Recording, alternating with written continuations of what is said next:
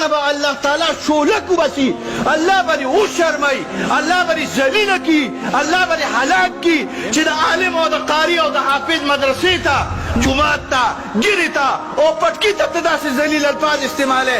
الله دې د دې پټکو په خاطر باندې په شرم باندې وشرموه. زه تا سره په حق او په سچ لګېم او ته زما د ګیري بېادبي کې. زه تا سره په حق او په سچ باندې لګېم، ته زما د دین بېادبي کې، د علم بېادبي کې، د قرآن بېادبي کې، د مدرسې بېادبي کې.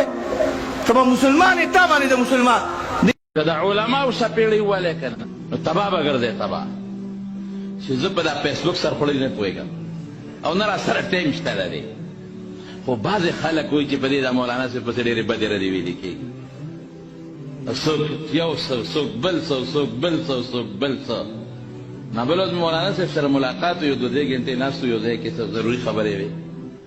نو مولانا صاحب هم دا خبره یاره وي ما پسې سمې ستاسو سوچ دی. نو ویې خندل مې خبرېږي دې قصونه وي ډېر ښه وي ته ترې خبرېږي چې زما متعلق زه به نه خبرېږم.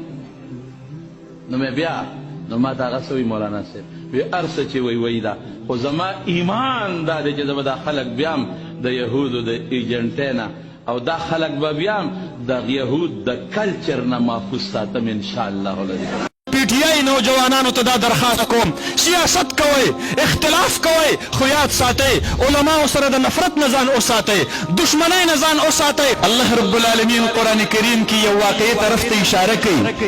عقبه ابن ابي معيط کافر دی، د مکی په سردارانو کې دی، د مکی رئیسانو له به یې ډوډۍ کوله، ډوډۍ یې کړې ده. اور جو بندہ مولویوں سے، طلباء سے اور دینداروں سے دل کے اندر نفرت کرتا ہوگا اس کا ایمان ختم ہو جائے گا،